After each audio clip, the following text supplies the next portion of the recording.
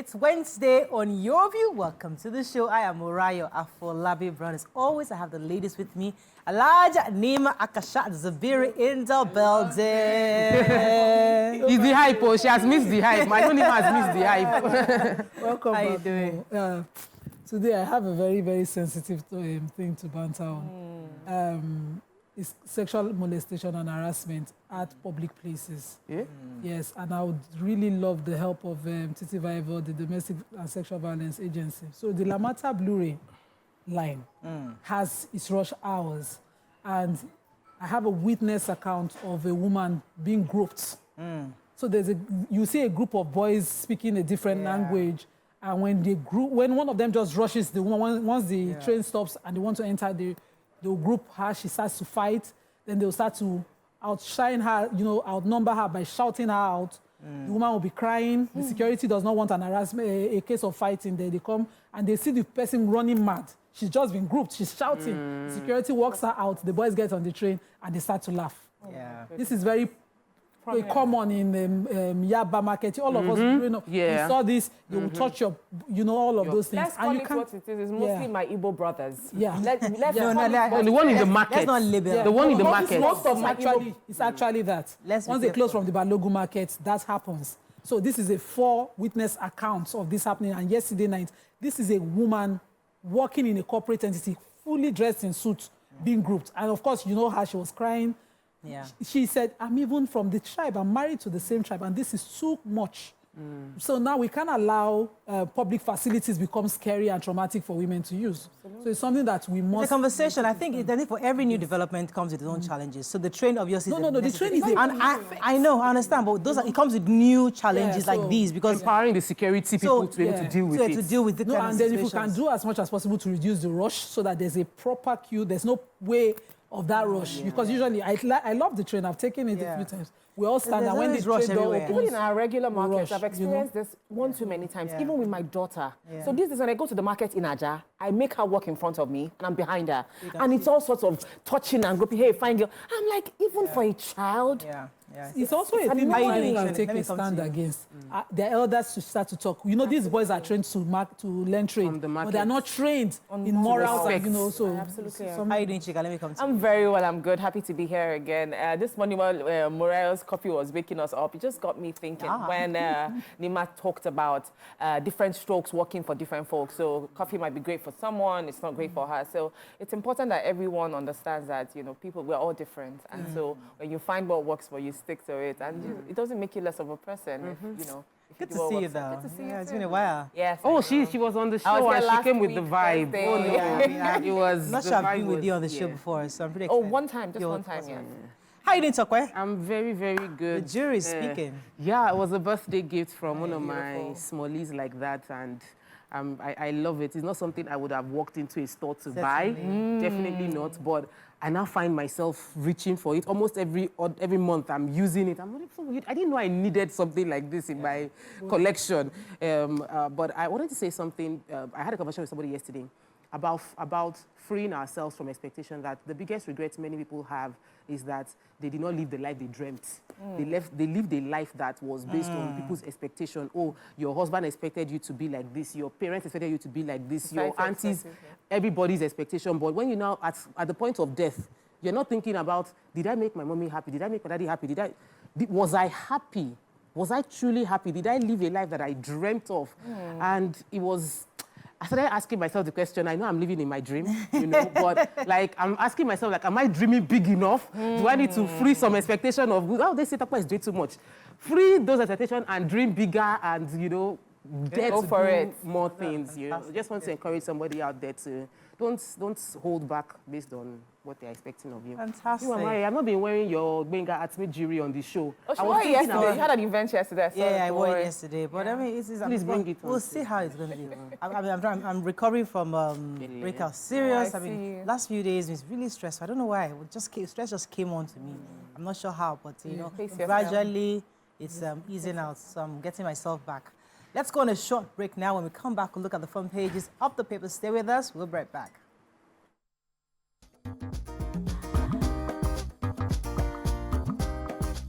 Stay tuned. Your View will be right back. Thanks for staying with us. We're going to start with the nation. CDS Chief of Army Staff. Military won't give in to anti-democratic calls. Government joining forces with foreign nations to recover stolen wealth. Misinformation erodes trust between government people, says Minister. Rivers Council poll. Fubara loyalists shop for alternative platform to contest. What Tinubu's China trip means for Nigeria, says presidency. Nigeria gets 10,000 Mpox vaccine doses. CBN to issue 2.2 billion naira treasury bills in Q4. Okay. Which story starting with? Let me start with the major headlines. So the Chief of Army Staff, of course, you know, he stand against those people calling for military takeover. Yeah. But yes, he reiterated it yesterday at the 2024 Chief of Army Staff combined second and third quarter conference in Oyo. And he said, there's no way. He said, thanks, but no thanks to those calling for, you know, a military takeover. And he re-emphasized the importance of our democracy and the successes that we've gained. He also addressed the Minister for Finance, who visited him and said that the military will continue to defend the nation's democracy. He also used the opportunity to talk about insecurity and how the military is gaining ground and what they will do more to ensure. He talked about how they are now moving into economic security within the military. And I'll take the agricultural part of it in another paper because I saw it there. But here, he kept emphasizing the need for us to continue to enjoy the peace that democracy has brought to us and how the army will continue to support the works of the president. And he addressed the president and commended him directly. Yeah. He said, one can say this was coming from a young Nigeria who has never experienced the era of Nigeria's extensive military rule, and that's addressing those who are calling for it. He said it is pertinent that they should enjoy democracy, have an uninterrupted democratic rule in the country. So let's just continue to follow. So yesterday, there was an event in Abuja at the annual general conference of the Nigerian Bar Association. Actually, there was actually in Lagos.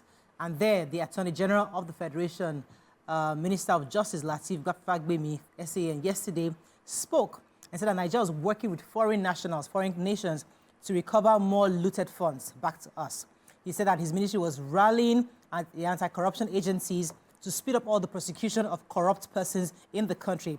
He's also engaging with the police and other agencies on other issues bordering on rule of law and correctional center reforms. Specifically, the Attorney General of Commissioner for Justice in Lagos State himself, Lawal Pedro SAN, also stressed the need for speed and efficiency in the justice delivery. Then also the chairman of the EFCC, that's the Economic and Financial Crimes Commission, Chairman Olanikwe Lukayade, also urged the National Assembly to speed up the law, to tighten the whistleblower policy, which is really needed because when Nigerians come out to speak, they must be protected when they whistleblow. So this was all said during the event yesterday in Lagos. So the spokesperson for the president, not spokesperson, special advisor on media and publicity, Ajuri Nglali, told reporters at the State House yesterday about the benefits of the trip of the president to China. So the president is going to visit China, and in this visit, we are expecting that he's going to be meeting with two major corporations in China, Huawei and the China Rail, the China Rail Construction Corporation. And those two meetings will just be the first one to further conversations around ICT growth within Nigeria, as well as the rail construction, especially the one from Lagos, the high-speed rail that the government wants to achieve between Lagos and Kano. The Ibadan to Abuja segment of that road is part of what the president wants to achieve. He's also going to be meeting with 10 other CEOs of Chinese corporations to talk about refining oil and gas, aluminum production, seaport construction, harbor construction, dredging services, financial services, refining oil, and many more for growth within our economy, medium term and long term. Right. Then he said they will be having a meeting with the the head of his counterpart. I don't know, China, they don't call it president, but the counterpart Xi Jinping as well. I'm looking forward to the good news that will come from this. But it's just interesting that a Nigerian president, we see ourselves at the end of Africa, but our president is going to meet with CEOs. Like a president coming to Nigeria to meet with Dangote or Tedola and all of that. Desperate times call for desperate Yes, it's just saying that if you increase your capacity, you'll be relevant to countries will come and meet with you in your own country. And we hope this will bring us the benefit we desire as a nation. I have a story? Yes, I have a story. Latest update on the Mpox outbreak. We're now hearing that WHO is saying that it needs about $87.4 million to effectively manage the current Mpox outbreak.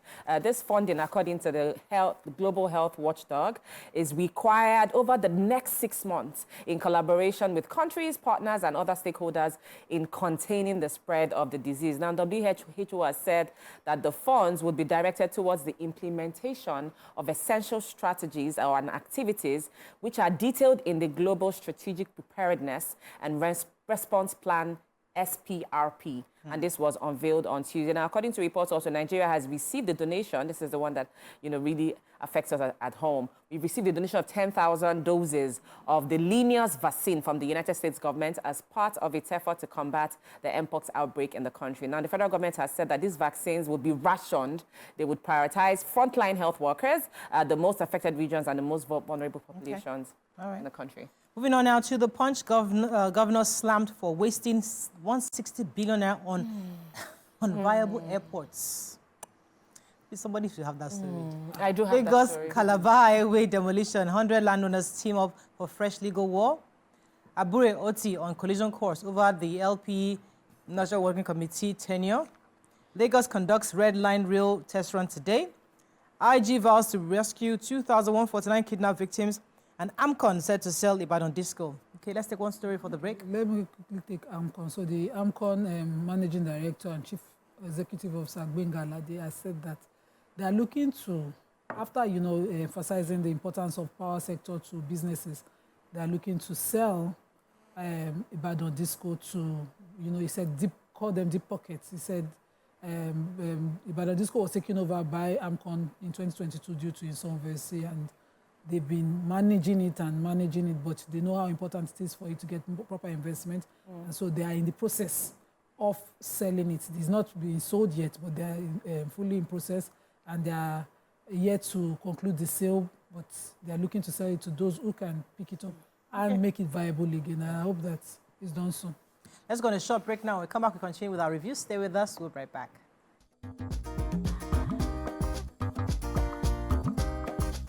Stay tuned. Your View will be right back.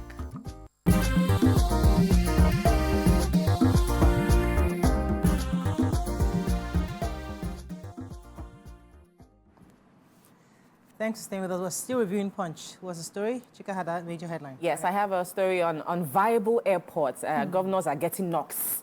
As 6 states have sunk 160 billion naira into unviable airports. Now, according to this report, 6 state governments, including Ekiti, Ebonyi, Jigawa, Yobe, Nasarawa, and Bayelsa, have spent about 160 billion naira on airport projects that opposition politicians, on the one hand, and then aviation professionals have classified as unviable. Now, stakeholders have said that these huge funds that were expended on the facilities have amounted to waste, and they're now condemning the state governors and asking Nigerians to hold them responsible for the waste. Some industry players are now saying, well, we can convert these facilities into skill acquisition centers on behalf of the citizens. Now, according to the checks, 6 states spent over 160 billion, but the facilities have not attracted a considerable number of aircraft for charter or commercial purposes. It also goes on to list some other airports that are now being designated as cargo airports. This list is comprehensive. Because the governor, very, very irresponsible. Legacy projects. It's not legacy. That's the intention. It is a selfish, because you want to be able to fly private jets from your state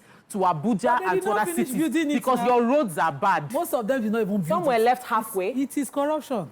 It's either you finish your legacy project and you call you airports built by so and so, or you use it, you start it, big projects. You'll be commissioning. There's also a problem with continuity. Money siphoned that nobody accounts for. I mean, in other countries, people like they would have been arrested.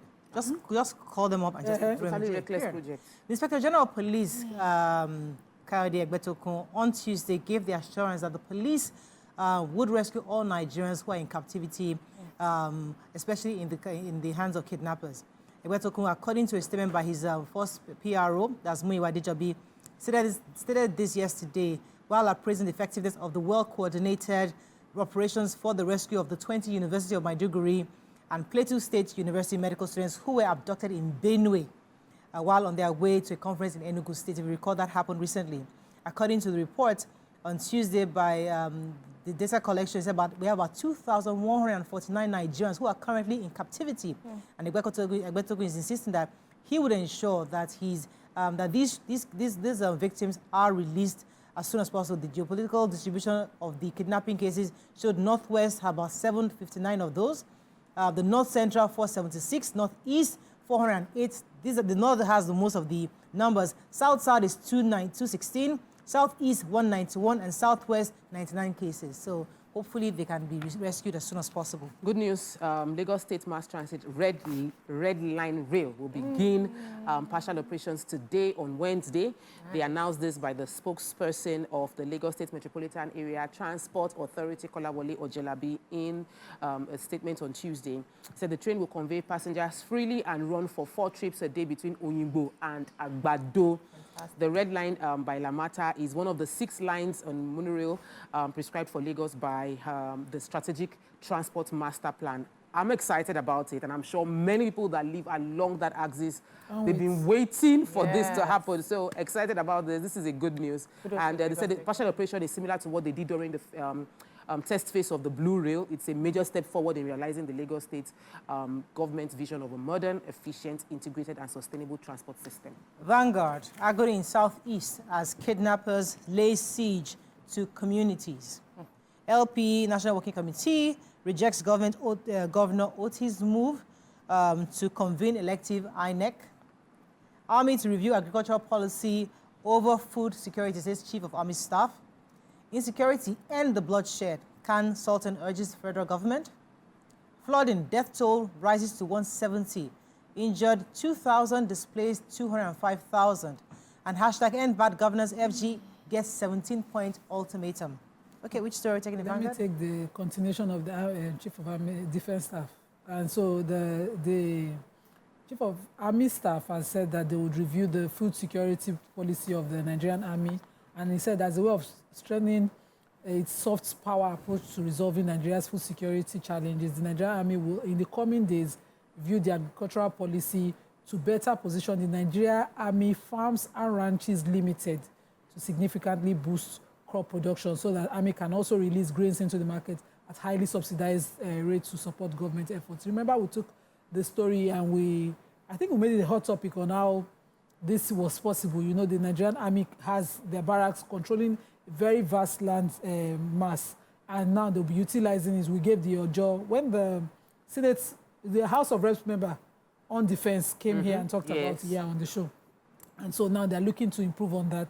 And so you have more food production from their farms, where, you know, most officers within the barracks will be churning out food through the Nigerian Army Farms and Ranches Limited. And of course, that would get us back to surplus. Yeah, at least sustainability for within that region itself. Not just region, but, you know, the states individually. And hopefully we'll get to see the result very soon. Already, market prices are dropping. Tomatoes, but they are threatening us of the flood. Well, the flood is impacting. No, market, food day market. Buy your own now. And store. Tomato, I bought this Leventis tomato, what is it called, USC, for 28,000 a basket. Last month, it's now 18,000 just yesterday because BC had asked me to find out. And so it's dropping. So it's time for us to buy. Let's shop for the rest of the year. Please, let me take the insecurity challenge. The Nigerian Inter-Religion Council, NIREC, under the joint leadership of His Eminence Archbishop Daniel Oko and His Eminence Alhaji Muhammad Sahad Abubakar, that's the Sultan of Sokoto, who is the President General of the Nigerian Supreme Council for Islamic Affairs, as well as the Archbishop Oko, who is the President of Christian Association of Nigeria, CAN. And both of them have come in a joint statement to decry the challenges of banditry and kidnapping taking place around the country. They said that the president needs to end bloodshed, citing the 13 farmers that were murdered in Shiroro local government, 150 people that were abducted in Gobara district of Sokoto State, gruesome killings of district head of Gatawa, Sokoto State as well, and several other killings across the country. There were lots of details of the things that have led them to make this joint appeal to the federal government that there must be a concise effort to end banditry because it has increased over the past few months. And the council will also commiserate with the family of those who've lost loved ones or have people in captivity. They are praying for the safe return of those people that are currently in captivity, and that God will grant the souls of those. In a very similar story, so tales of woes are also coming from the southeastern part of the nation, according to the report in Vanguard, due to unending spate of kidnappings in the zone. No week, according to the report, no week passes without people being kidnapped in different parts of the 5 states that make up that zone. Stories abound of innocent travelers who are caught in the web of these kidnappers. They were taken away and they were kept while abductors demanded ransom of families. Some were lucky where the ransom was paid, they released. Others, they paid the ransom, but they were still killed. There's so many of these stories. There were, even from the Abia State, the same story, the security situation in Abia witnessed tremendous improvements after the governor has actually intervened in some way. However, the recent killings and attacks in the state have challenged whatever efforts the government is trying to make. So there's quite a lot of cry for help in the southeastern zone, and we have to ensure that we need to increase the same concerted efforts to tackle insecurity in that region. Okay, our final paper this morning, the Nigerian Tribune, let's find a story of not taking end banditry, can Sultan urges federal government. Fuel crisis, lepers in Lagos resort to drinking contaminated water. 45 years after ex-rep member refunds federal government's student loan of 1,200 naira with 3.1 million naira. Rivers police launch manhunt for kidnappers director. And no timeline yet for Ransom report, says federal government. Okay, which story? I have that story on the leper community in Lagos resorting to drinking contaminated water. Now, according to the report, this recent scarcity of PMS in Lagos has seen a community of lepers in Alabarago resort. They've resorted to drinking contaminated waters. Now, according to one of the communication scholars in Unilag, Mr. Umar Abdullahi, he revealed that the polluted community well. So there's a well in the community, and that well has now become the major source of water for drinking, cooking, and other chores since the hike of PMS and its recent scarcity. This challenge, according to him, has lingered for more than 6 months as the community is now unable to purchase petrol to actually operate the community borehole plant. So they have one borehole that was provided by an NGO, but they can't use it right now because of the financial cost to operate it. So they rely now on the well to get water. They can even barely manage to contribute money to use the borehole once or twice in a month. So now they are calling on help. They're calling on God exactly to actually help, and it's a very crazy story. They've actually had to use alum in the meantime to purify the water so that at least they can, it's brownish, it's proper brown water. They apply alum and then wait for it to kind of settle and then they use it. And add this to the fact that these are lepers who already have a serious health challenge and they now drink contaminated water. And a huge outbreak can actually spring out of this and of enormous proportion. So sad. Okay, I think that's all we can take on Front Page Review this morning. Let's go on a short break. When we come back, we'll begin our sponsor segment. Stay with us. We'll be right back.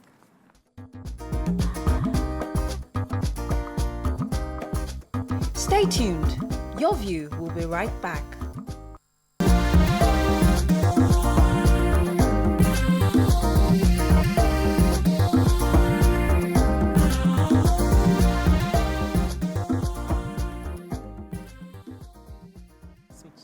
Thanks for staying with us. We have our guest, Mamador, a leading premium food brand in Nigeria, in the studio, and they're going to be talking about their Season Cube spread segment and hosting the 5th edition of its annual August Women Meeting on August 30th, 2024. So joining us on the show to tell us more about this event is the brand manager, Mamador Adeyeye. Welcome to the show. Thank you. Good morning. Such a Good morning. pleasure. Good morning. Thank you so much. So tell us about this Mamador August 5.0.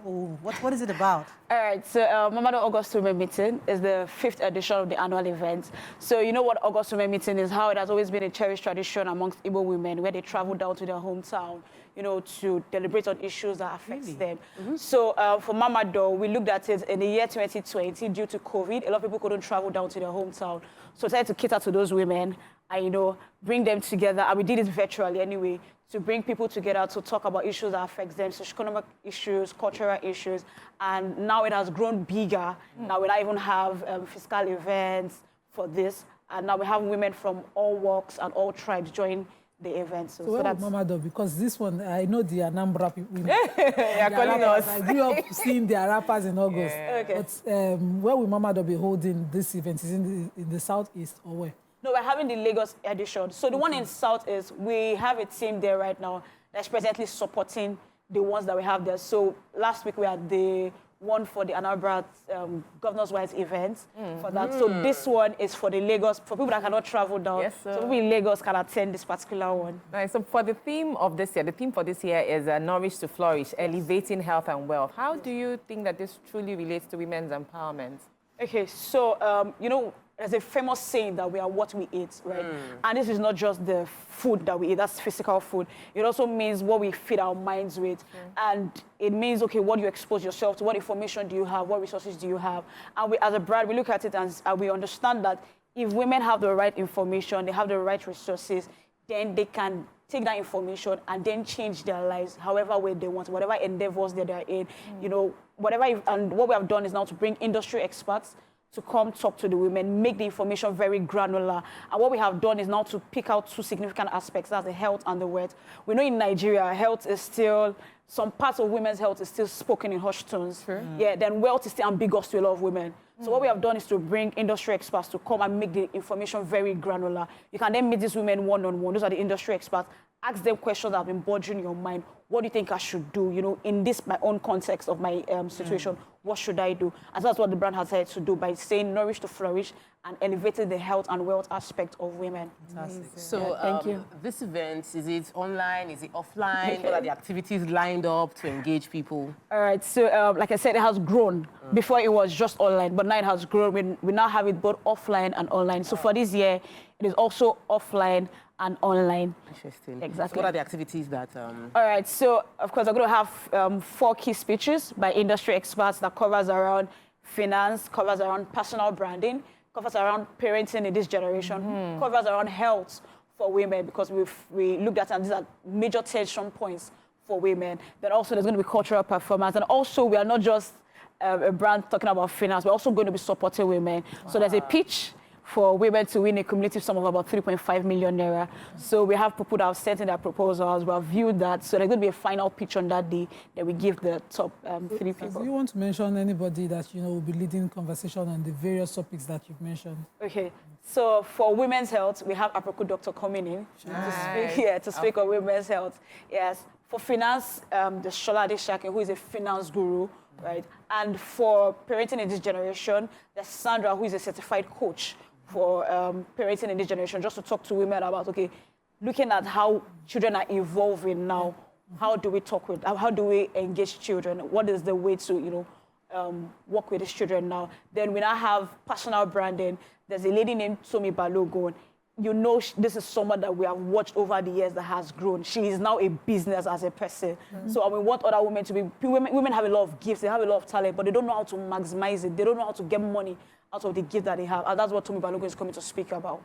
Okay, so how many women are we expecting at this event? So this year we're expecting 2,000. Oh, wow. Yeah, but on site we're having just 500. Okay. But online, of course, there's something to cater to about 1,500 women, but we're expecting 2,000 You need to register to come or just show up? No, you have to register. So the event is open to all, but you need to register on www.mamador.com.ng/AWM5. Right. Okay, so please, I want you to, where is this event taking place? Somebody watching right now is trying to calculate, can I make it down there on that day or not? All right. Okay, so this event is happening at Sheba Hall. Sheba Hall, 20, yes, Bobalaji, Cantoni Way, Maryland. So it's very easy to locate once you get to that road. Ask anybody for Sheba Hall. It's very easy to Look at. Well done, fantastic. Thank you Any so other much. information that you want to give us? You got a minute left. Would there be give away back? Of course, yes. We have to go home with Mama. At the minimum. Definitely, of course. Everybody's going to get freebies. Everybody's going to get that. But of course, there's also now a raffle draw. So where you now get to win maybe electrical gadgets and all. So yes, everybody's going to get free gifts and all of that. Fantastic. Well done. Thank you so much. Best. Thank you very much. Thank you so much. Just one more time, the website to get, or can we also go to Instagram to get details? Or yes, so the link is in the bio of our IG profile. That's on Mamador Nigeria. So you can always get it. Yes. Fantastic. That's all we can take on this segment. Let's go on a short break. When we come back, continue with the show. Stay with us. We'll be right back.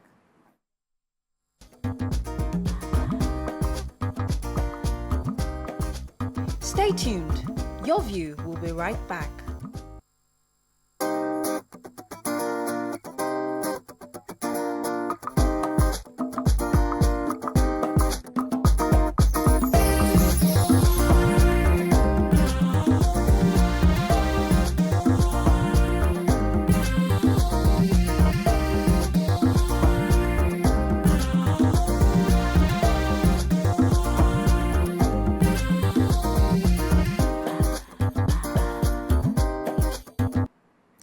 Thanks for staying with us. So one of the things we like to do on Wednesdays is how we can learn how to economically empower ourselves, encourage women, build businesses and sustainable businesses to help us. So today on the show, joining us is a wealth creation and financial sustainability.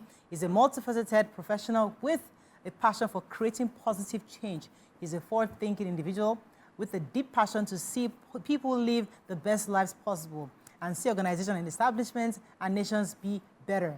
So with us now is a teacher, speaker, and author. Welcome with us, Mr. Owolabi Ramon, to the show. Welcome to the show, sir. Welcome to the show. Thank you very much. Thank you. So, I'm happy to be here. Yeah, everybody wants to be rich. Everybody wants to have money. And the first question is that how? How do we make money out of nothing? How do you even start? Okay.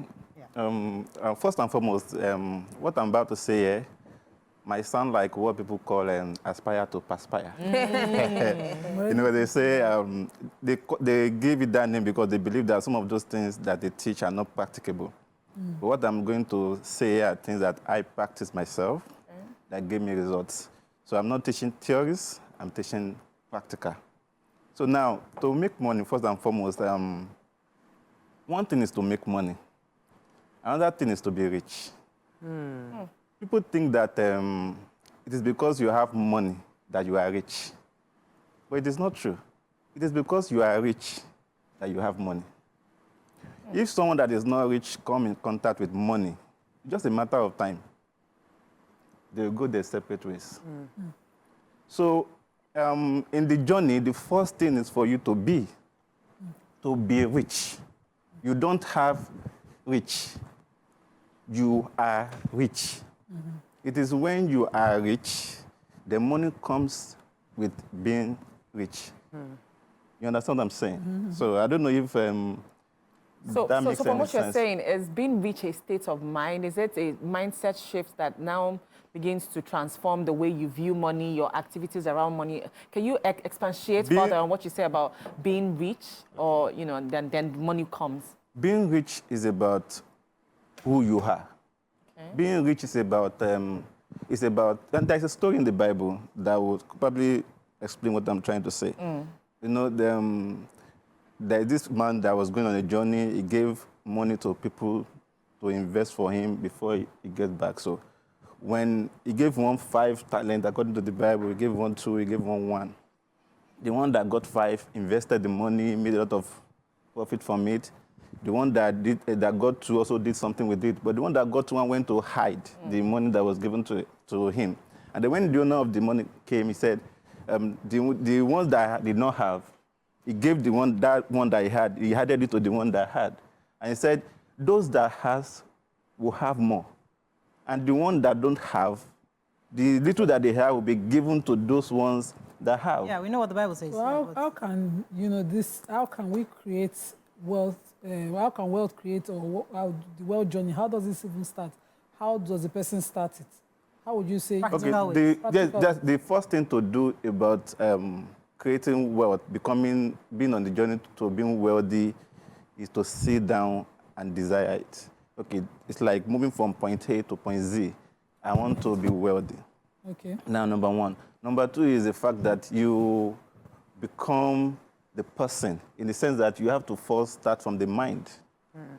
People always assume that the rich always get richer because the rich always have a way of giving inheritance to the people coming after them. But the best thing somebody that comes from a wealthy background gets from his family is not money. It's that abundance mindset that we have this. So if a child or somebody comes in contact with money without having that mindset of abundance, without being that person that is wealthy, it's a matter of time before the person loses the money. So that's what I'm talking about. Go ahead, Sokwe. So this is my topic. It's my department. And I feel that a lot of Nigerians need to hear a lot about mindset and how to approach life and how you see things affect what you see, or and the perspective that needs to change. And the conversation we seem to be having seem to still be in that realm of it's still very vague to people right now, the way you're saying it.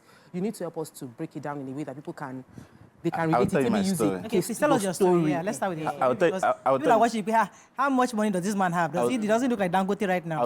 I'll tell you what is he talking about? I'll tell you my story. Now, I come from a very, very poor background. So I'm number 6 of 7 children, and all of us are living in one room where the cough face might face you. So now, let me also break it down for you to understand how bad it was. So, we are 7, I was number 6. So going up, our dinner every night was eba, whether you like it or not. So what usually used to change was the soup.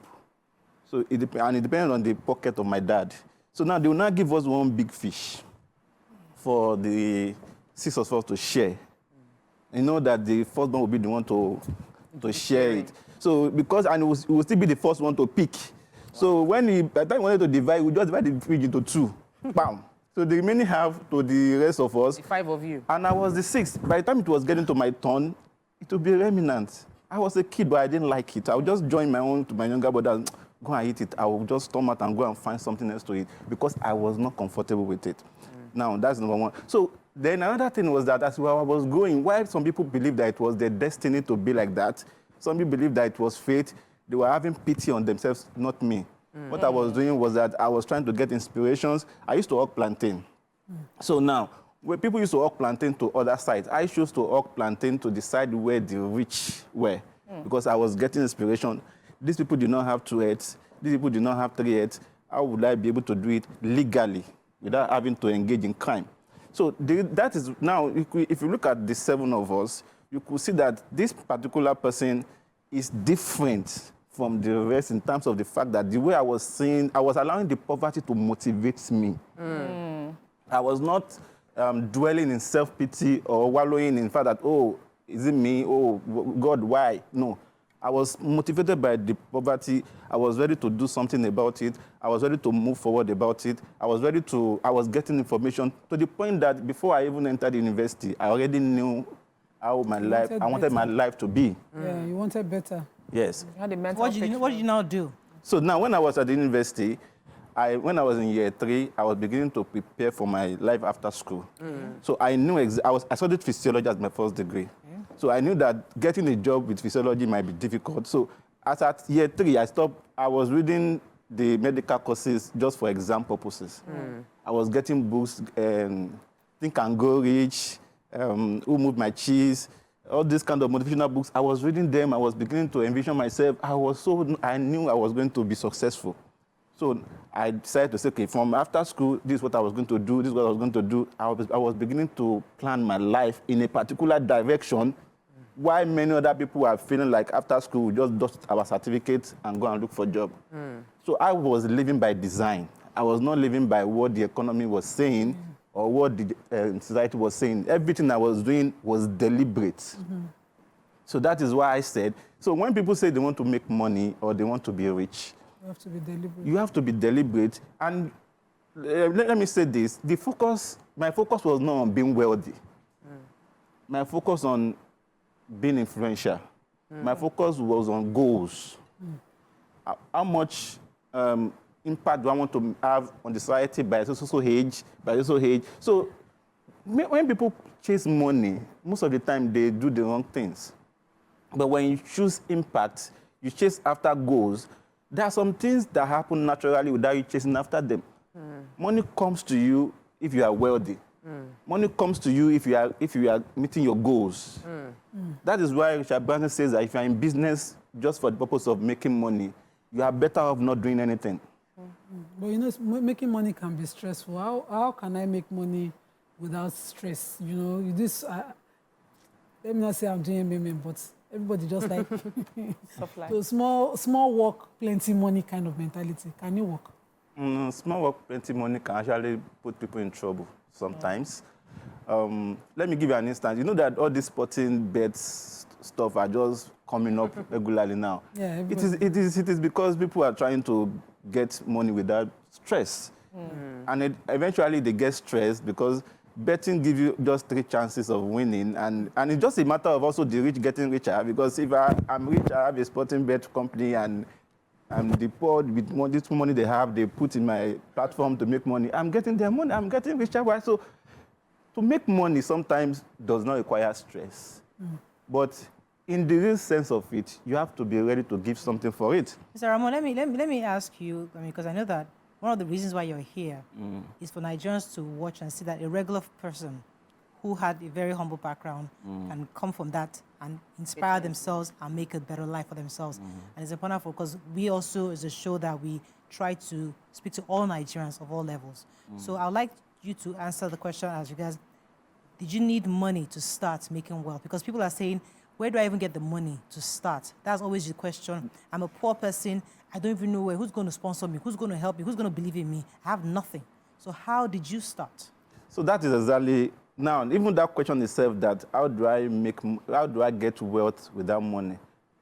I'm sorry if what I'm saying is not common, but you don't need money for a start to become wealthy. What you need for a start, number one, is your mindset. Number two, there is a particular statement that guides my life, and I will tell you. And that statement is very powerful. It's one of my secrets. It's in the Bible, but I will just paraphrase. It said, the goal is not just to get by. We want to live well.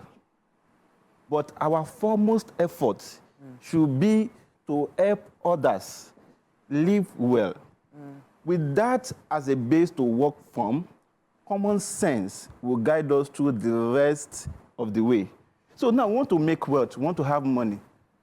But our foremost effort should be to add value to others. So if you don't have value to offer, I mean, you should not even be talking about making money in the first place. You should not even be talking about being wealthy in the first place. The first job a human being has, if you want to make money, is what value do I have to give? Okay. So now, the starting point is develop values. Within yourself. That's why we go to school to go and do, but maybe people they don't get it. I have a question. Okay. And I want to ask this question because I'm sure that being that you have lived a life that inspires and adds values to others, it means that you have engaged many people and you've seen the mistakes in how they are thinking or the pitfalls that they are not aware of. Can you help us address some of the mindsets the weak mindsets you've seen that seem to have trapped many people into poverty? Okay, number one is the fact that many people believe that the fact that they were born a certain way has make it so difficult for them or make it almost impossible for them to become wealthy. Now, when people see people that are born with silver spoon, they look at them with envy, saying that, I wish I was born by the Adele case, I wish I was born by this, because they feel paralyzed in their mind that, oh, because I was born this way, I cannot make it again. This is one of the things that people need to work on. You don't, though if you are born from if you come from a wealthy background, it is true. You're not going to start from level 0. But who says that someone that starts from level 0 can also not get there? So that is what I'm saying. So another mindset people always have is they believe that they need to have connection. You have connection, they give you a good job, they give you a contract, and other stuff. The reason I smiled because before I got to this level, so there was time I used to think that if I had 100 million naira, I was made. If I could get my 100 million naira. But now, 1 billion naira seems too small to me. The closer you get to all these figures you call, the more you realize that they don't really make much.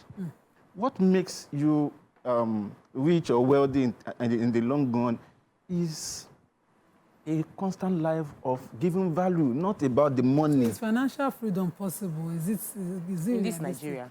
It's possible. Let me give you an instance. It's possible. But again, you have to be given to setting goals, financial goals, and adding value. I'll give you two different contrasts of now. Let me give you an instance. There was somebody I knew. For 3 years, I was working with him. He made nothing less than 500 million naira. 500 million naira. So selling what? Executing contracts. Oh, okay. So at the end of the third year, I realized I did not have a dime in his account. So when I tried to remind this person that, how come he's an elderly person, how come you are like this? He said, no, I have not made much. That the money I was calling was more than what I thought. And I brought out pen and paper. To help him calculate down for him. And I calculated 500 million naira.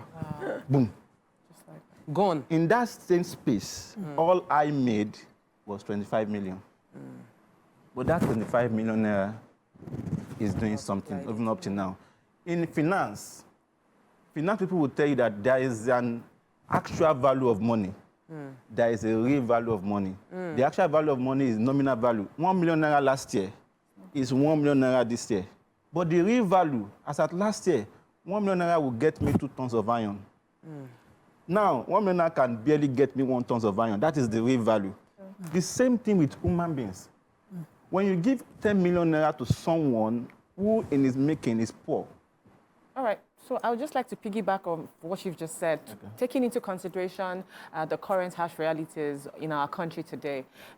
If we really had to break it down nicely, what are some viable options to wealth creation? If you could mention specific business ideas, maybe areas that have been neglected, not many people are looking at, taking our country into cognizance and the way things are, the harsh economic realities, what are viable options to really making money if you had to break it down really nicely? I like the way you put it later. Viable options of making money, because making money does not mean you are going to be wealthy. So the viable options of making money these days, number one is tech. Tech, because one of the things that smart people do, or people that are wealthy, that are living life of adding value, meeting goals, is that they don't wait for things to happen. They make things happen, and they actually have foresight to know where the world is going. So instead of people to, okay, what is happening yesterday, you look at what is going to happen in the next few years. So in the next few years, tech is becoming more and more and more important now. So if you can look at the aspect of tech, but for the ones that you can do immediately, that you don't have to go and learn. For people, they do that, they are so old that, the time I'll be using to learn, I need to be making money because my children, I need to feed these people. One of the things you can do is, what are the things that people use on a daily basis that you can engage in? Sometimes you feel you need capital to do those things, but sometimes you don't need capital. Sometimes what you need is to get into the field, relate with those in the field, and again, it will take me back to what I said earlier. You want to live well. Your foremost effort should be to help others live well. And I'll use myself as an example. I managed to build a house. I use the word manage because after I moved into that house in 2019, I had just 5,000 naira left. So in my hand. So for some people, you feel like, thank God, even if I'm drinking Gary in this house, I'm okay. But I was not ready for that. Because for me, the house was not my goal. My goal was to live a life of value. So now, what I did was this. I wanted to, so when COVID was coming, I was scared. My wife was not used to doing anything in the house. I was always the one doing everything. So, and to not start now. So what I did was, what would I do next? So I saw a land next to my house that had almost the same size with the one I built on. So what I did, I negotiated for the land. I did calculation on how much I would use to build on the land.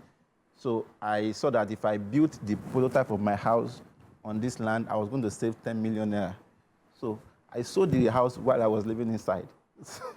So I told them to give me 3 months. In 3 months, I had already bought this particular land.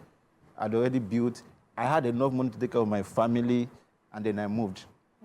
Now, I was not, after I finished the house, I still had like, say, 15 million in my account. I was not comfortable because that was not my goal. I told you, my goal is not about having money, living well. I want to get by.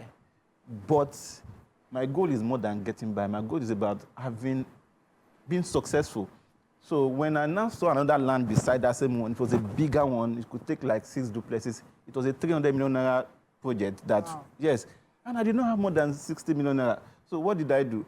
I did not say because I did not have this money, oh, I cannot do it. So what I did was, I used the one I had to deposit for the land.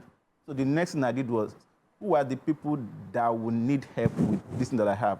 For example, there are couples, there are families that want to live in that same estate, but the money they had will not be enough for them to buy property in that estate.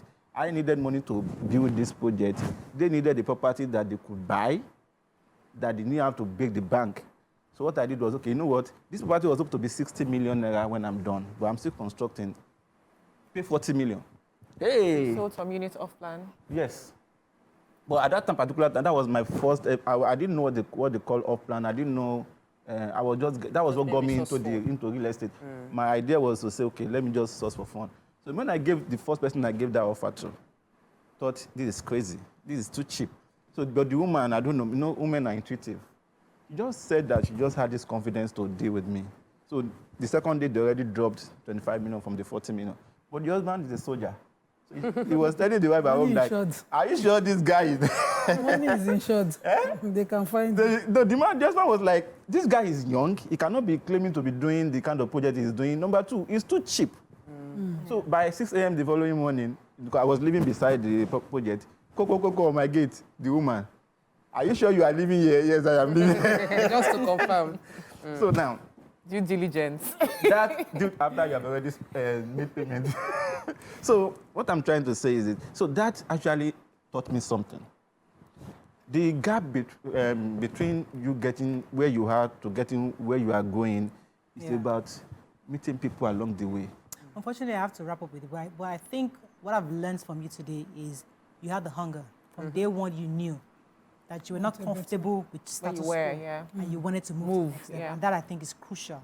And also, it wasn't as if you were well read or you knew all the financial sustainability things to do. You just knew that you had your degree, but you knew that you wanted more than what your degree could offer you. And that hunger is what led you to the various steps you took. And I also like the fact that you're very resourceful. You know, you knew how to use what you have to get what you could. And I think that's an inspiration to a lot of people who I heard you this morning, that you don't have to have everything. Your mindset is crucial in changing your status. Once you start with your mindset, you don't even need financial money. You must also give your service. Build your value. You have a book, offer value. something that you're teaching with. So I think that is something that we can wrap up with. Well, I wrote to understand what I'm saying right now because of time, I wrote a book called the Fast Track to Wealth. Okay. Now, the Fast Track to Wealth is just contains my story about how I moved from where I was. And then the Fast Track to Wealth, my 4-year journey to building a billion naira business from scratch.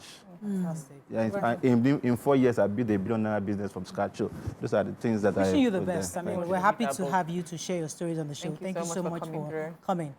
Let's go on a short break. When we come back, we continue with our show. Stay with us. We'll be right back.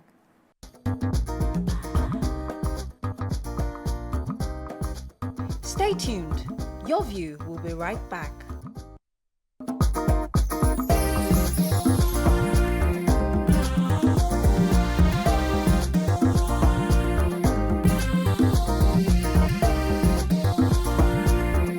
With us. So, you know, we always monitor social media to see stories that people post, talk about, that has enough talkability.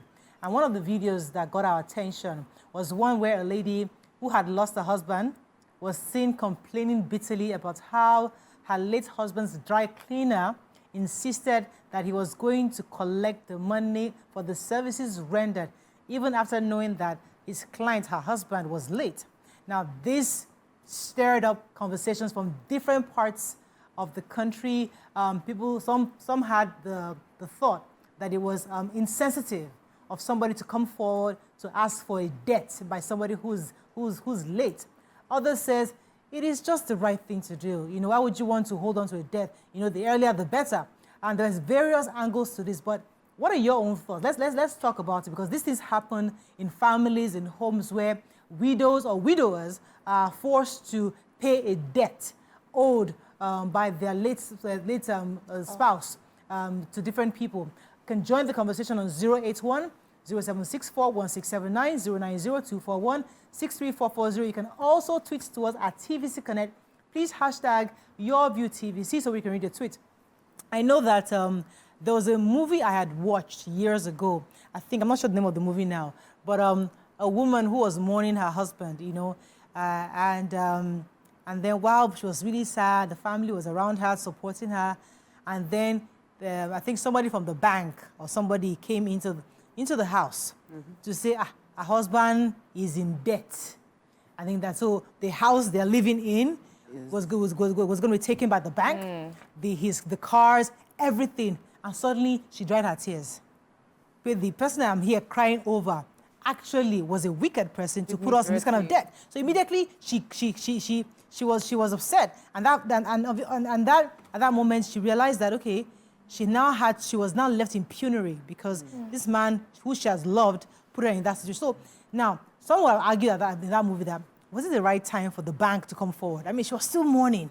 At least you have given her time because that was the issue. Why didn't you give her some time to adjust herself before you bring that kind of? But the bank said, listen, the money, it was time for us to take the money. We didn't know the man had died, but it was important. So we see things in different ways. How do you see it? Do you think it was insensitive for somebody who is being owed to ask for debt? Or is there a time frame? Is there a time when it's appropriate to make this kind of request? That's the conversation. Who would like to start? Talk about?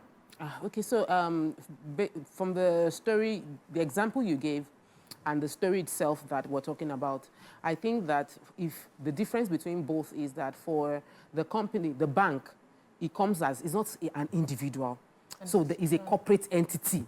Though the person who delivers that message will still get that funny look like, not the right time. But when it is a personal conversation between the laundromat or the person you've had a relationship with, this person is a laundry person for many years, and the message the person receiving is getting immediately after the loss of someone they care about is the amount of money they owe. It screams insensitivity. It screams the idea of you might want to do a right thing. You can do the right thing at the wrong time. So for me, that feels like the wrong time to do the right thing. And very inappropriate. I don't want to be the one to deliver such a message. Even if I'm working for a corporation or a big entity, I don't want to be AMCON going to the house of somebody that is bereaved to say, sorry, we were thinking that this house we can still negotiate and get it paid for, but since the person has died, I'm so sorry, you have to leave the house. No, nobody wants to be in that position. And many people in Nigeria have found themselves there. Police officers have their families lose their lives on their job, and they hear stories that their families are taken out of the house when it happens. We must find the right way to deal with it, preferably after a grace period of like maybe 6 weeks or 3 months, and say, okay, we've given you the past 3 months for you to go through the mourning process, and then we are informing you of what has happened. I don't want to forget this angle, this thought, because on this table we always talk about systems. On this table we talk about the fact that one of the things Nigeria lacks is a system that actually functions. Now, in this part of the world, if you are the bearer of that information, you're the bank worker, you say, the man just died. Your Nigerian sense will reverse your legs back to the bank. Maybe it's not a good time. Let us wait, because you just be very empathetic.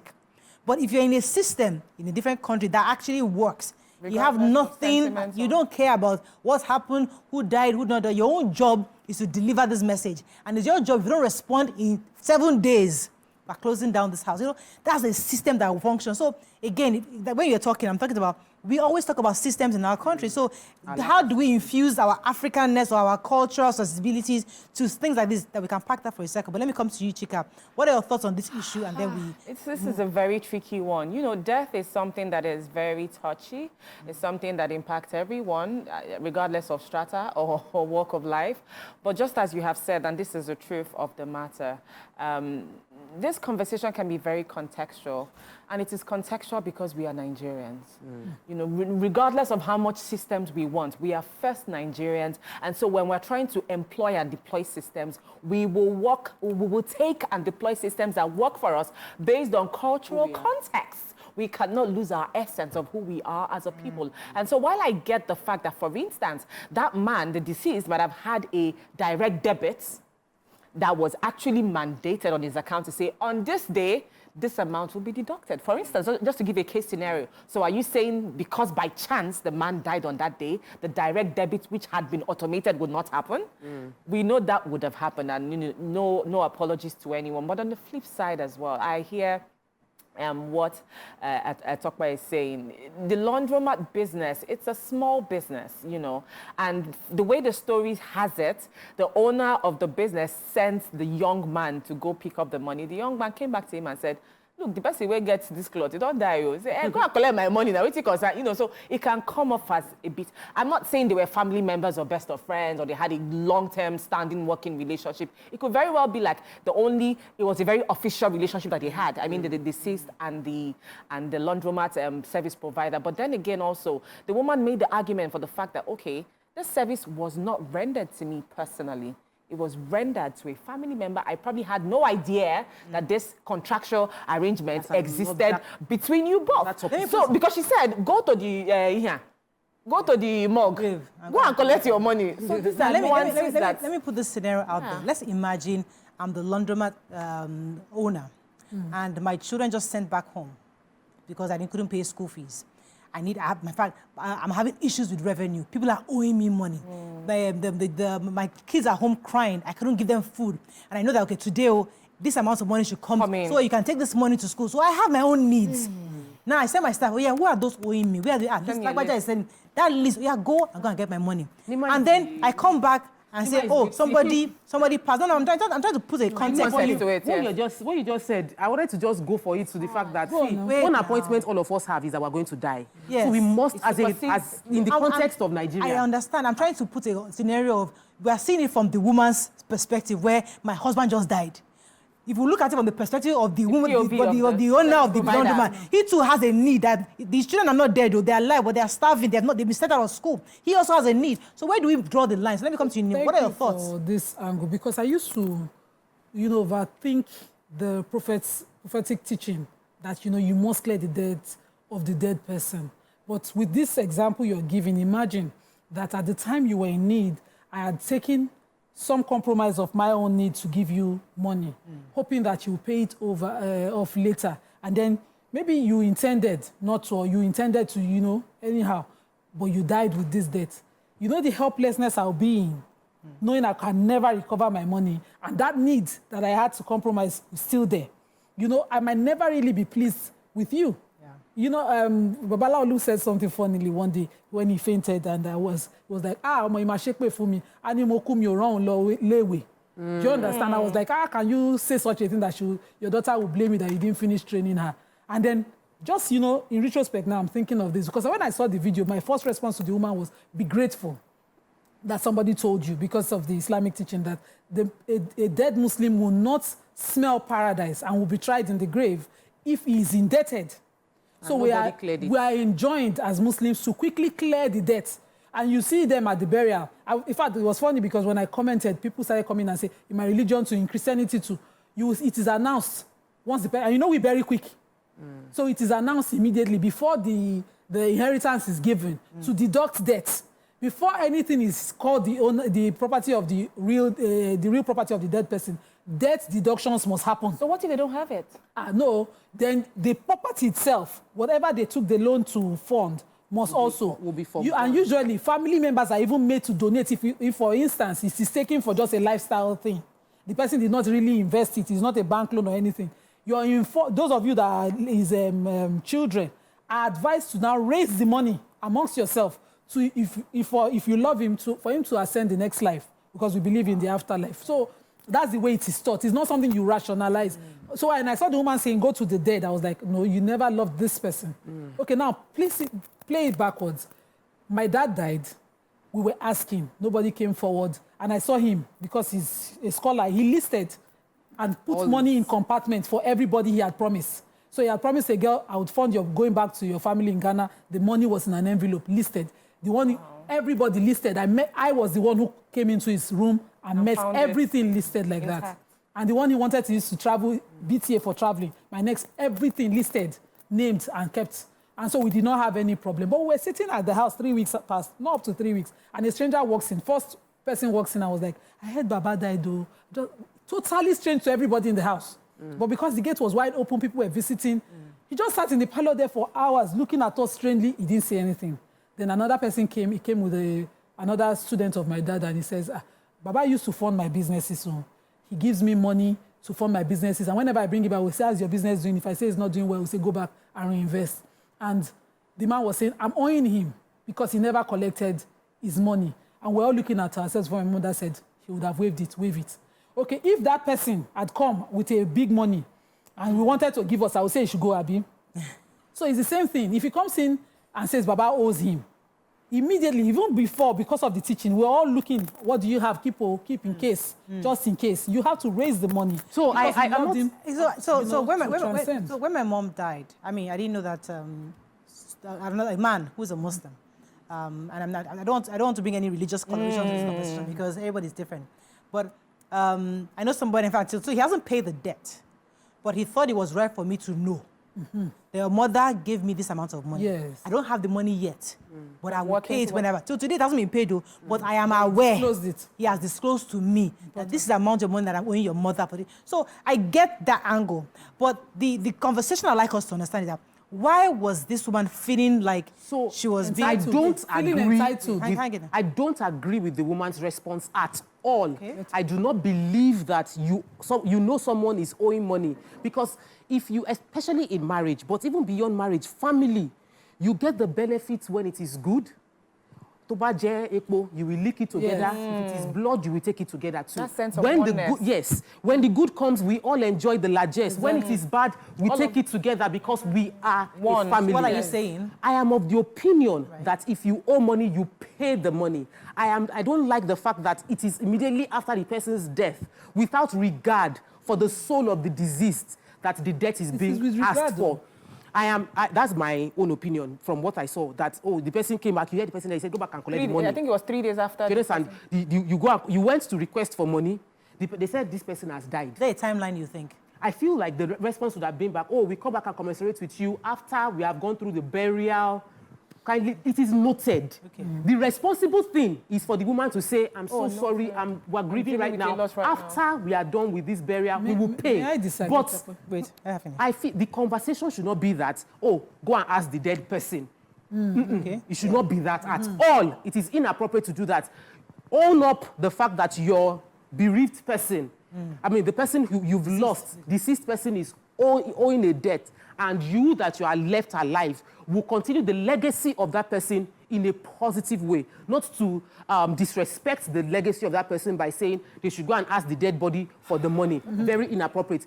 And I spoke about this thing about when my mother-in-law died last year. I did my Money Monday and broke down preparing for the unforeseen. Yes. That putting your affairs in order is not because you're preparing to die.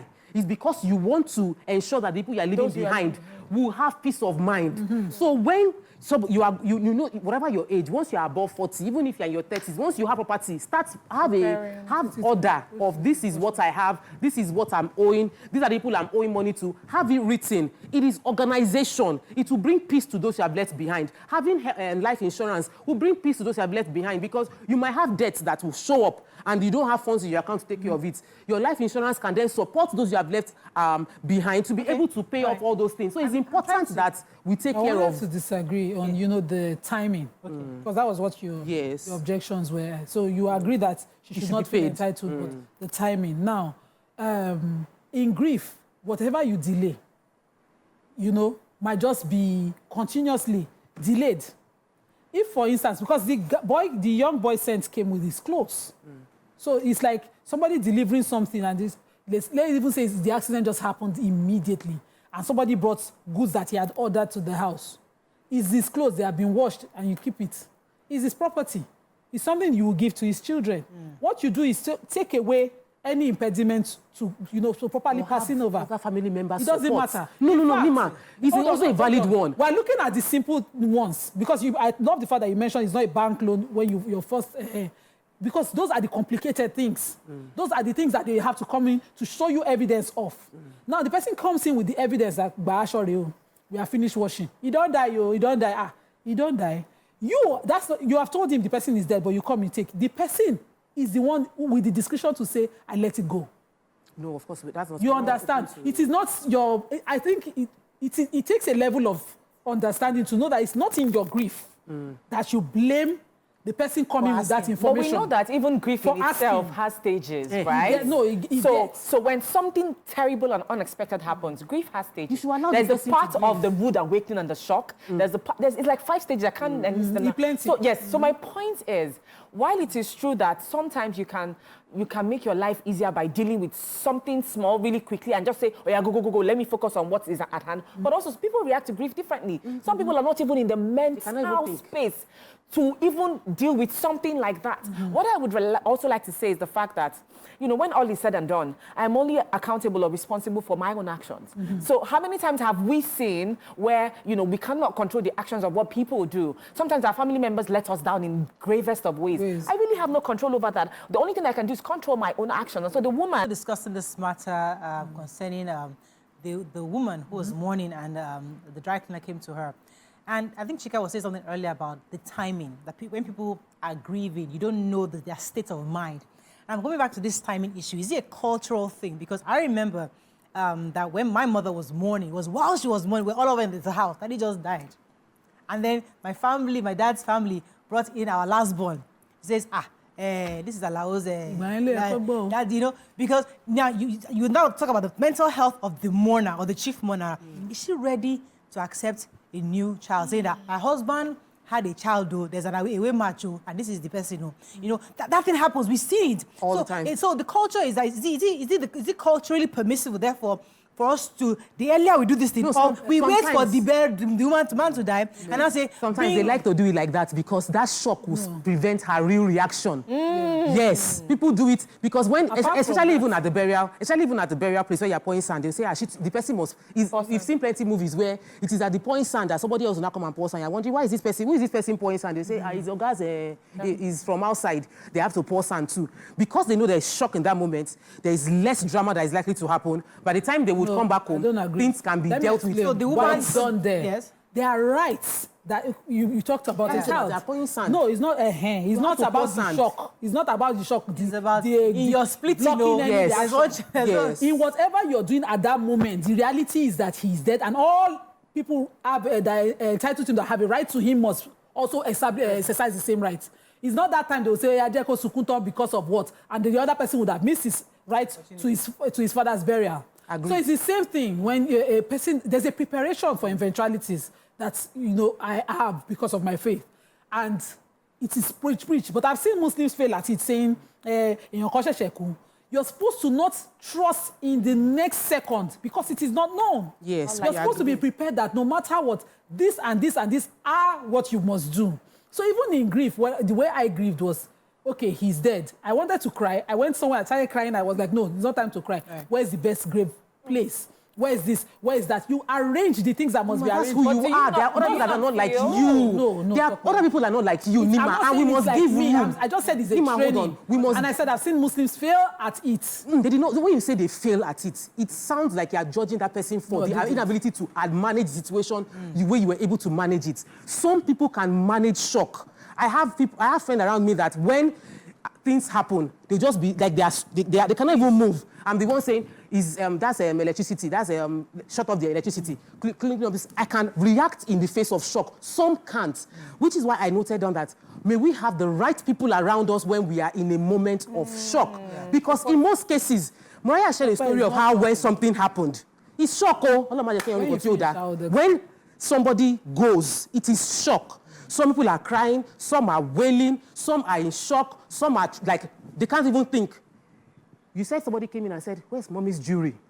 The first thing. And that person did what? Said, let's pack mommy's jewelry away before it gets stolen. Because even you, in all your organization, could not think of it. Yeah. We need the right people around us. May God give us the gift of the right people. They can be your family members, they can be your siblings, but that moment, that woman shouldn't have to deal with the laundromat. The moment that thing happened, and somebody is coming to meet her for money, somebody around her should have come to say, that's why we don't mourn alone.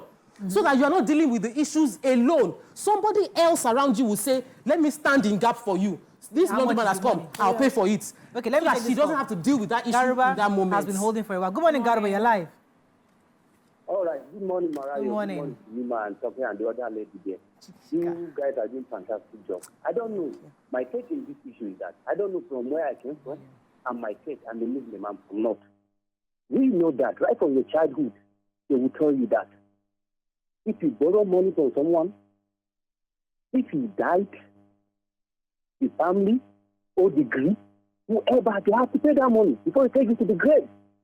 That's fact, that's Islam, and that's culture in the North. We have that faith, that belief. You will not borrow money from someone expecting not to come and ask after you died. And the statement that that woman made, it is respectful to the dead. She could have talked to that boy politely. Maybe there in on discretion, he said, "Madam, I forgive that man." Because there's way that you can address someone that you feel like, okay, that you find solace in what you send to him. He can say, "I forgive that money." That's nature. But the way she spoke to that man, honestly, is totally wrong. And we know that if you borrow 1 naira, honestly, if you cannot be able to pay, definitely your family will pay it. Even the wife of the man is dead. I don't know, as I said, from where I come from, she knows that the moment he died, okay, they will start announcing it. Is there anybody that is owing? We announce it publicly before they take him to the grave. If there's any issue, come forward. Even if you don't have money or you don't have any property, they can sell and pay that money.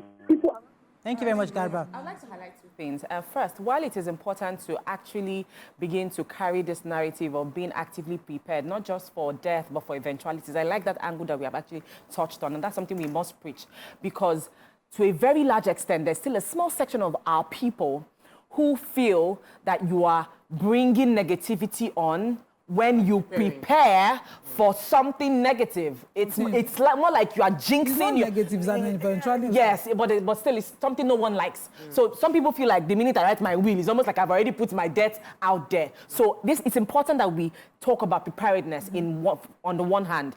But on the other hand, when we talk about when disaster or something, happens at that point in time, we must know that this might be one of the reasons why people walk about with unresolved traumas. Because it would be really, really, I think, retrogressive for us to dictate how people should react when something happens. Just like Tokpe said, there's some people who, when something happens, they're up and go. When my mom died, I took her to the morgue myself. My elder brother was weeping. This is a man. I was 16, he was 18. He was weeping.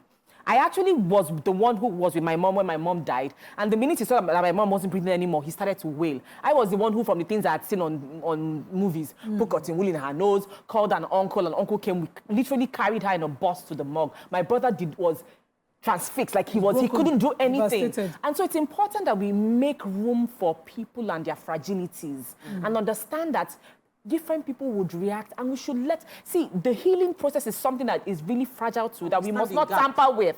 So, yeah, absolutely. So it's important that we say, okay, when tragedy happens, if that preparedness hasn't happened beforehand, then let's let people really heal at their pace and time. I was going to respond to Tokwe that not all shocks are death. Certain things are different, and things happen and they vary. So you can have an accident right now, you're confused, somebody steps in. But you see, death is something, raising again, that is preached to be expected. Okay, this one means that the person cannot ever repair anything that they've done wrong. What do you do? It's preached, but people try to say, "Kosi a powder, if you look at my face, is powder." People don't expect death. So when you take it far, you're going to will. The fates are telling you that you cannot die. It's not your portion. It's not your portion. So you don't prepare. Exactly. Your next of kin doesn't know what a next of kin role is. The role of a next of kin is to ensure that those things are taken care of. Now, even in the Islam that we talk about, people step in. My brother-in-laws, I always say, amazing guys. They came in, the coffin, the cloth, everything that we needed to do, they bought. What I was arranging was different. We were just, delegating, taking duties that we knew we ought to take because it's a preach. Now, I see Muslims when something happens, the person will now be doing like this. You'll be calling uncle on the phone, calling one. I told my uncles on the phone, this is how my father wanted to be Buried. This is what he kept. And my head of family then, in the 90s, said, he's always said this. Because he prepared. Because he prepared. And he talks about it with his kids. How often do we tell our kids what to do and our spouses? Now, and it's important to share your debts with your loved ones. Because when you get money, now then you take care of, except you are not taking care of them. You tell them, this and this are the things. So that somebody doesn't become entitled. Yeah. In the case somebody asks the question that, what if the person didn't leave the money? You are going to go to the creditor now as a person that he died penniless. I don't know how he invested his money, but we as a family cannot afford. If the person is magnanimous to say, I waived the debt, that person has helped your family. He could also have waived it. It's sadaka. If the person says, I do not waive it, you go find them more. Okay, let me take this call. It, and you pay it, and you're supposed to raise it through the Muslim community as well. Thanks for calling, Moji. You're live. Yeah, good morning. Good morning. And I'm a first-time caller. Welcome to the show. Thank you. Well, I'm a widow too, and I saw that post. Like you said, is that we react to grief. I won't want to blame that woman because, you know, maybe when they came to her, she wasn't even expecting her husband was going to die at that time. And that was what prompted that response. When my husband died, we acquired an asset. He was supposed to use that asset to generate income. And he died the following month after acquisition of that asset. And we still had outstanding. We were supposed to pay the outstanding the third month, which was a month after his death. So those people, are you still with me? Hello? Hello? We can hear you. Go ahead, please. Okay, so those people called me and said, oh, madam, sorry about your loss. Are you still going to meet that deadline or we give you time? I wasn't angry because, one, I don't like having debts around me. Not that I had the money, not that we had so much. But I said, okay, I will try and make sure I pay at the deadline date. So, you see, we have ways of grieving and responding to things, especially when the unexpected happens. And I'm coming to something similar to what happened to her. The following week after my husband died, the PSP people came. And usually because we have people around us in the house, some people, they knocked on the gate and people went out and they said, oh, because that time they were doing pay as you go because of people that were owing them. So when they knocked on the door and asked that, oh, they needed, people said, they came to me. I had to attend to them. Even though I was grieving, I came outside and I told them, oh, okay, fine, these are the receipts we paid for this month, and okay, I'll send someone to pay for the month that is coming up. You see, so it all depends on how we grieve. So I won't put a blame on her because, see, it's only somebody that wears the shoes that knows where it pinches. Maybe because of the way she saw the person coming, and you know, in our Nigerian context, to be like, why will you be coming to ask me for money when you know I just lost my husband? But thank you, Moji. Thank you, Moji, because you see, it goes back to, and I mean, I'm trying to pick my words very carefully because you're about to say "tabang sokunka yakamariron," you know, and it's all about how we are as a people. You know, I've always said it before. We need systems in place. And I understand, and I'm not in any way trying to water down the gravity of somebody mourning or the reality of the situation. But the truth is that, based on what Moji just said, a woman who is mourning and somebody brings to her, there's a debt, you have to pay the PSP, you have to pay something. And you're saying because you are grieving, they have no right to come and ask what is owed to them. That's where I want us to blur, not agree to clear that I mean, right. We have to be sensitive to somebody's mourning, but we must also face the reality that the system is being owed. Something has to happen. Something must continue to oil it. So even with that, we shouldn't make them look as if they are being insensitive. That's why I said it wasn't wrong for the guy there to show up. Do you understand? Like the first time he showed up, there wasn't anything wrong with Was it wrong for her to complain? It wasn't even wrong for her to complain. Okay. No, it wasn't also wrong. A reaction of saying, go and ask the dead body for me. I mean, ask the dead person was wrong. how she reacts in the moment of how she's feeling. I'm not going to judge anybody for their reaction because people will react in different ways. Sure. I feel other people around should have a conversation to support her in that moment of weakness because we know people react in different ways. I also believe that, you know, when you said about the woman called about PSP and saying that she stood up to go outside, friends and family gather around. This person has died. Please, if you cannot pack it, you want to leave it behind. We will sort it out later so that we're not interrupting or distorting how she's feeling. I feel that people should be around you to cover up and support you in that time of weakness, number one. Number two, Nima said something very important. She said it several times, and we cannot end this show without highlighting it. God, you know, they say, may the soul of your father continue to rest in peace, in perfect peace, but we must learn from the experience of her father, which is clarifying in clear terms what he wants long before he died. So the family members knew. Even uncles knew. Nobody because knew. Nobody knows you're going to die. He said it long before. She has said it, she did it for time. She has said it privately, she has said it publicly. That even long before he died, he's always said, don't carry my body to the village. So when Nima had to make a decision family decision that we are going to bury him here, and she was going to have to tell family members, he's not coming to the village, they said, he has told us, don't bring me to the village. We should put our affairs in order. It is not preparing to die. I told my mom, Mommy, all your account number, write it into your jotter. Account number, banks where you have account, password. I say, because I am not going to, I don't know. And if anything happens to, when your unexpected happens and you pass, the money will be there. Let me ask you. I will not go and be looking for which account and they will chop it. So in telling her, I've not told my daddy, who is older, because our relationship is not, we are dear, but I did not know how to say it. But for my mom, I had to tell her that, Mommy, make the list and put your password and your PIN because I don't know it. Let me ask you this question, because maybe this conversation is easy, because we're talking about his spouse. If a woman loses her child, her only child, for example, and then you walk your 2 legs to her house and say, oh, the dry cleaner money that you're owing me, you've not paid it. And you found that, okay, people are mourning, and you're wondering what happened. Oh, her child died. Now, again, I don't want to direct the question to you, to Nima, because in that kind of situation, is it right? Is it right for the woman to say, oh, I do the dry cleaner to say, no, not even the dead body. You are the mourner. I mean, the woman that lost her child is the mourner. Is it still right for the dry cleaner to come and ask a woman who is mourning her child? You know, let's now remove our religions, you know, because they're mostly foreign, and bring African tradition into context. 3 weeks ago, I got a call of domestic violence, and a man beat his wife, used knife to threaten her, and she ran out of the house. She called me. She needed free legal advice. In fact, a friend who I respected called me on her behalf. Her dad was calling. She was calling. And I said, okay, let's incident it from the DSVA point of view. She said, no, he's now attempting to sell the house and he wants to run away. So she ran out of the house. She left him. We were trying to incident it. In the space of 24 hours, till date, I fear God, because what I received was, within 24 hours, 48, I sent a message, I did not hear from you. What is the feedback? I said, he died. Jesus. And I said, because I have seen death. When the person is about to die, they behave some kind of way. They say, he's seeing the dead and all of that. He's seeing the angel of death. And I couldn't process it. This is, you know, real life experience. I said, how many minutes? And immediately he died.